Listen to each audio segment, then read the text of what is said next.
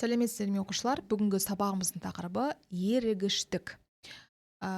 Бұл тақырыптан бұрын ұбт-ға А деңгейлі есептер, А деңгейлі сұрақтар келетін болса, қазіргі кезде көбінесе С деңгейлі есептер жиі келіп жүр.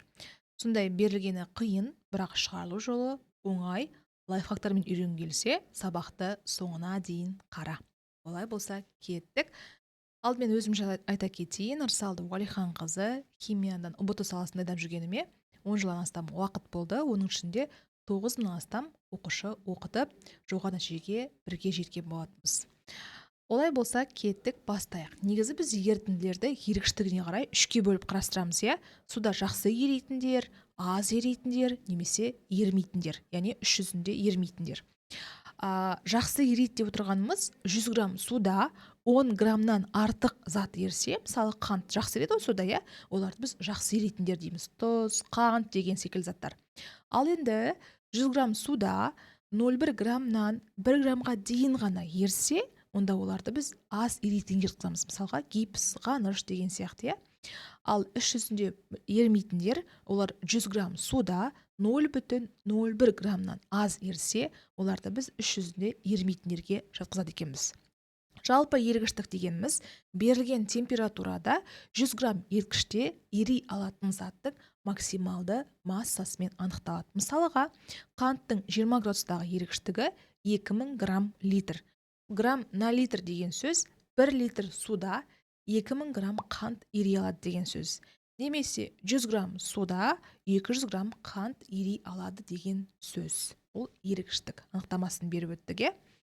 Өздерің білетіндей, Менделеев кестесінің артында қышқылдардың, негіздердің, тұздардың судағы ерігіштігі бар, иә? Осыған қарап біз тұнба түзіледі, аз ериді, немесе ериді деген сияқты ақпараттарды біле алады екенбіз. Ол әрдайым өздерінің жанында, иә, кесте. Ары қарай кеттік. Келесі бізде ерігіштік формуласы, яғни S тең М зат бөлінген М еріткіш көбейтілген 100. Бұл жердегі S дегеніміз ерігіштік деген сөз, ал М зат дегеніміз еріген заттың массасы, яғни қанттың массасы, тұздың массасы, иә? Ал М еріткіш деп отырғанымыз еріткіштің массасы. Ол әсіресе кім бізде еріткіш? Су, иә? Биорганикада көбінесе біз еріткіш ретінде суды аламыз. Демек, М еріткіш деген судың массасы болып табылады. Айта кететін қуанышты жаңалық, Эдусер онлайнда ұбт-ға дайындық басталды. Дайындықты барлық 5 пәннен 45.990 теңгеге оқып көріңіз. Өзіңізге ыңғайлы пакетті таңдап, жүйелі дайындықты бірге бастап, жоғары нәтижеге бірге жетейік. Толық ақпаратты білу үшін төмендегі номерге хабарласыңыз, немесе осы видеоның астындағы сілтемені алыңыз, немесе осы бетті міндетті түрде скриндап алыңыз толық ақпаратты білу үшін. Олай болса, кеттік. Енді есептерге ойсайық, иә? Калий нитратының 200 грамм қаныққан ерітіндісін, яғни 70 градус кезіндегі ерігіштігі 1300 грамм на литр дейді. Алуға жұмсалатын тұз бен судың массасы. Енді бұл жердегі басты шарт, ұмытып кетпеңдер, температураның есепке ешқандай қатысы жоқ. Ол тек ақпарат. 70 градус болсын, 60 градус болсын, 20 градус болсын. Есепке біз оны қоспаймыз, көбейтпейміз, ештеңе істемейміз. Просто ақпарат. Енді бұл жердегі ақпарат қандай? 1300 грамм на литр. Яғни 1 литр суда 1300 грамм калий NO3 еріген. Қанша грамм суда? 1300 грамм. 1 литр суда еріген, е? 1 литр су деп отырғанымыз ол 1000 грамм су. Яғни 1000 грамм суда немесе 1300 грамм еріген деп аламыз. 1300 грамм калий NO3 еріген. Е? Ал енді бізден сұрап тұр, 200 грамм қаныққан ерітіндісінде неше тұз, неше су бар дейді, бірақ ешқандай омега берілмеген. Біз әбден омега тауып үйреніп қалғанымыз, 20%, 30% десе, көбейтіп 100-ге бөле қоямыз. Бізде ондай жоқ. Ол үшін не істейміз? Ол үшін біз қарапайым пропорция құрамыз. Яғни су мен еріген заттың қосындысы бізде ерітіндіні береді. Демек бізде 2300 грамм ерітінді бар деген сөз. Ерітінді. Енді пропорция құрамыз. 2300 грамм ерітіндіде 1300 граммы еріген зат. 1300 грамм еріген ғой. Ал енді пропорция құрамыз. 200 грамм ерітіндіде ше деп. Ерітіндіде неше грамм ериді? X пропорция. X табу үшін қарама қарсы 200 бен 1300-ді көбейтіп, 2300-ге бөле саламыз. 200 көбейтілген 13 дей салайық, бөлу 23 дей салайық, нөлдерін қысқартып. Сонда бізде 113,04 шығады. 113,04. Демек, 113,04 граммы тұз, ал суды табу үшін 200 граммнан, яғни бастапқы ертеден 113,04 граммды алып тастаймыз. Минус 200. Сонда бізде 86 да 95, немесе 86 да 96 деп алсақ болады, жоқтап. Грамм су. Демек, 200 граммның 113,04 грамм, яғни жуықтағанда жалпы негізі 113 грамм ғой. 113 граммы тұз деген сөз, мынау 87 граммы, значит, су деген сөз. Міне, осылай біліп алуға болады. Оңай жолы пропорция құру деген сөз, е? Келесі мысалды көрейік. Келесі мысалда, егер ас тұзының ергіштігі 1000 грамм суда 400 грамм болса дейді. Яғни 1000 грамм суда дейін деп жатырмын, суда 400 граммы ерген зат. Ал енді оның 10% ертіндісі қаныққан ба, немесе қанықпаған ба дейді. Оны қалай табамыз? Ол үшін біз 1000 грамм суымызға 400 грамм ерген затымыз тұзымызды қоссақ, бізде 1400 грамм пайда болады. 1400 грамм бұл ненің массасы? Ерітіндінің массасы. Енді омега табу оңай. Еріген затымыз қанша грамм? 400 грамм. Ерітіндіге бөлеміз. Ерітіндіміз 1400 грамм. Және пайыздық үлес шығу үшін 100-ге бөле саламыз. Яғни 400-ді 1400-ге бөлеміз. Сонда бізде шығады 28,57 пайыз. Ал ол айтты ғой бізге 10% ерітіндісі сонда қаныққан ба, қанықпаған ба? Әрине қанықпаған. Неге? Өйткені ол 28,57-ден қандай? Аз 28,57 пайыз. Демек, қаныққан болуы үшін 28,57-ден жоғары шығу керек. Мысалға, 30 пайыздық ерітіндісі қандай деп сұраса, онда ол қаныққан. Ал 10% ерітіндісі қанықпаған ерітіндіге жатады. Қанығуы үшін 28,57 пайыздан бастап, значит, қаныққан ерітіндіге жатады деген сөз. Келесі сұрақ.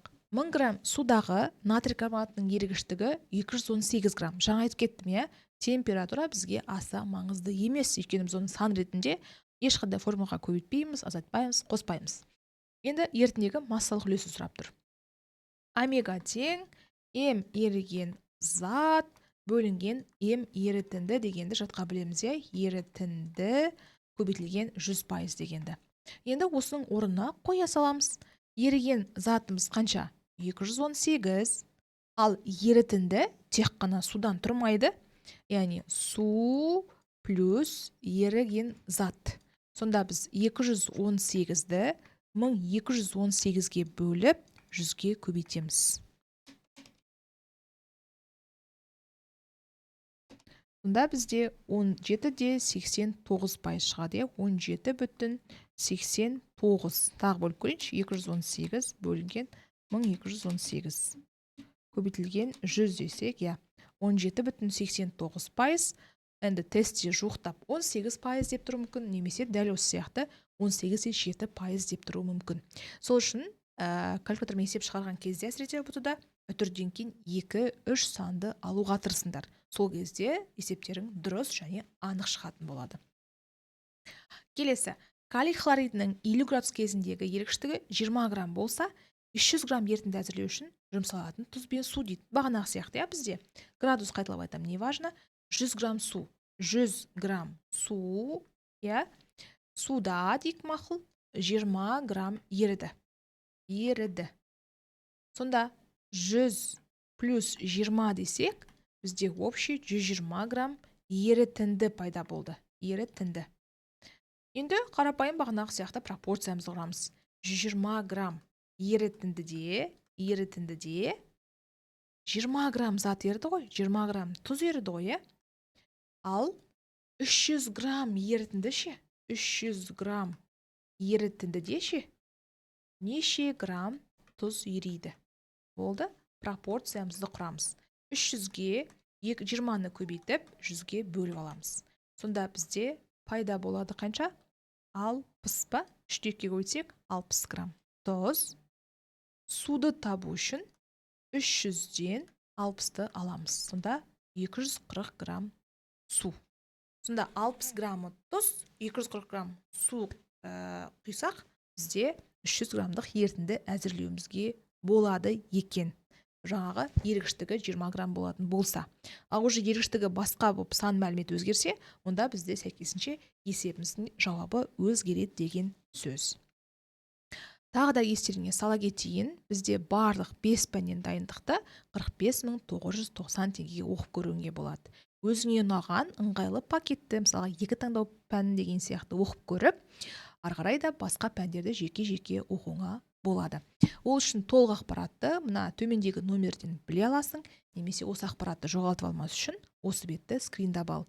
Және жоғары нәтижемен дайындықты бірге дайындалайық, өзімнің курсымда күтетін боламын. Химия курсында, иә. Енді келесі бізде С деңгейлі есептерге келдік.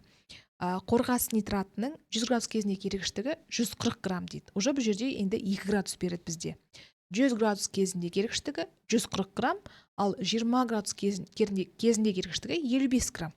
Қаш, 100 градус кезінде болса 140, ал 20 градус кезіндегісі бізге 55 грамм дейді. Бағана айтқанбыз, біз ерігіштіктің кезінде температура бізге маңызды емес. Иә, шынымен де маңызды емес. Бірақ біз қайсы жоғары, қайсы төмен екенін білу керекпіз. Енді 100 градус деген жоғары градус, ал 20 деген төменгі градус, иә. Енді бұл есепті негізі ұзақ жолдар арқылы шығаруға болады. Бірақ тағы бір жолы бар, лайфхак, тез және тура жол. Тез дегенде әшейін калькуляторға сала саламыз, формуласын ұмытқамай жаттап алатын болсақ, және жауабы тура шығады. Яғни осы мүмкін, осылай шығар емес, кәдімгі ответі нақты анық шығады. Ол үшін не істейміз, қара? Масса тұнба табу үшін берілген ерітіндіні, бізде қанша грамм ерітінді берілді өзі? Міне, мынау ерігіштіктер ғой, 140, 55 деген жазып қалмаңдар, олар ерігіштіктері. Вот 33-6 грамм қаныққан ерітіндіні деп тұр ғой. Демек, бұл есептің шартында берілген ерітінді деген сөз. Оны төбеге жазамыз үстіне, бөлімнің үстіне 33-6 грамм ерітінді. Тура осы ерітіндінің астына жоғары градустағы ерітіндіні жазамыз. 100 градус жоғары ғой, ерігіштігі 140 жазып қоймаңдар. Ерігіштігі ғой ол 140, бізге ерітінді керек. Егер мына жерде грамм дегенді көрсек, демек бұның қасында 100 грамм су бар деген сөз. Сонда бізде 240 грамм ерітінді пайда болады деген сөз. Түсінікті ма? Қайталап айтам, ерігіштікке суды қосамыз. Егер мына жерде 140 грамм бөлінген литр деп тұрса, онда ол жердегі суымыз 1 литр деген сөз. Егер біз литр деген сөзді жазуды көрмесек, онда ол жердегі суымыз 100 грамм деген сөз. Түсінікті ма? Литрді көрсек 1000 грамм су қосамыз, ал литрді көрмесек, онда 100 грамм су қосамыз. Енді сонда біз 33-6-ның астына 240-ты жазамыз. 240 қайдан шықты? Бастапқы ерігіштікке су қосқанда пайда болды. Енді осы бөлінген санымызды көбейтеді екен біз ерігіштіктердің айырмасына. Яғни бастапқы ерігіштігіміз 140, бізге керек бал айтпақшы, ал төменгі ерігіштігіміз қанша? 55. Сонда ең алдымен біз бірінші ақшаны ішіне азайтпасақ болады. 140-тан 55-ті алсақ қанша шығады? Тең деп қойын, тең 33-6 бөлінген 240, 140-тан 55-ті алсақ 85 шығады, 85. Сонда 33-6-ны бөлеміз 240-қа, көбейтеміз 85-ке.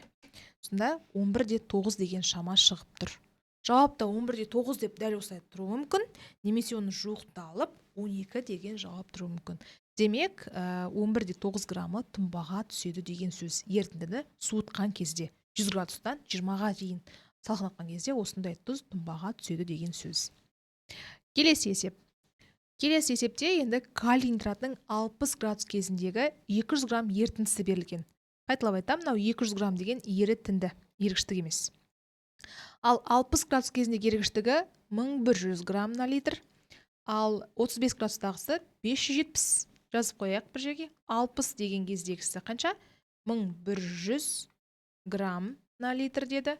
Ал 35 кезіндегісі ол қанша? 570 деді.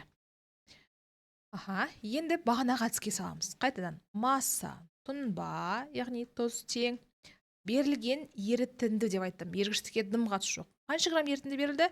200 грамм ерітінді берілді. Жазамын төбесіне 200 грамм ерітінді. Астына жоғарғы ергіштік плюс су дедім. 1100, мен айтқан бағана. Суда егер литр тұрса, 1100-імізге 100 емес, литр болса, 1000-ды қосамыз деп, 1000. Мынау литр. 1000 қосамыз. Сонда бізде 2100 грамм ерітінді пайда болады. Сонда 2100-дің ішінде 1100 граммы еріген зат, 1000 граммы су деген сөз. 2100 жазамыз. Егер сендер мынау 1100 грамм дегенге 100 грамм су қосып, 1200 деп жазып қойсыңдар, есептерің қате шығады. Өкінішке орай, сол қате шыққан жауап тестте тұрады. Түсінікті ма? Оларды біз дистрактор дейміз, яғни шатастыру үшін қойылатын жауаптар. Оқушы ойлайды, дұрыс шығарды, мен үйреніп алғам ғой, бұны білем ғой деп кетеді, бірақ есесіне бал жоқ, 0 бал болып тұрады. Неге? Өйткені біз дұрыс есептеген жоқпыз, бірақ шығардық деп ойладық. Бірақ біз оказывается қате шығарыппыз. Солай қателеспес үшін мұқият тыңдап алыңдар, литр болса, судың орнына біз 1000 грамм су қосамыз. И көбейтеміз ергіштердің айырмасына. 1100 минус 570 тең. Сонда 200-ді 2100-ге бөліп, 1100-ден 570 азайтсақ, 530 қалады, 530 көбейтеміз. Қазір 1100 минус 570 деп көрсек, 530 шығады. 200-ді 2100-ге бөліп, 530-ға көбейтеміз. Сол кезде бізде 50-де 47. 50-де 47, ар жағында 6 деген сан тұр негізі. Былай, оны жоқтап 50-де 48, 50-де 5 деп алуымызға да болады.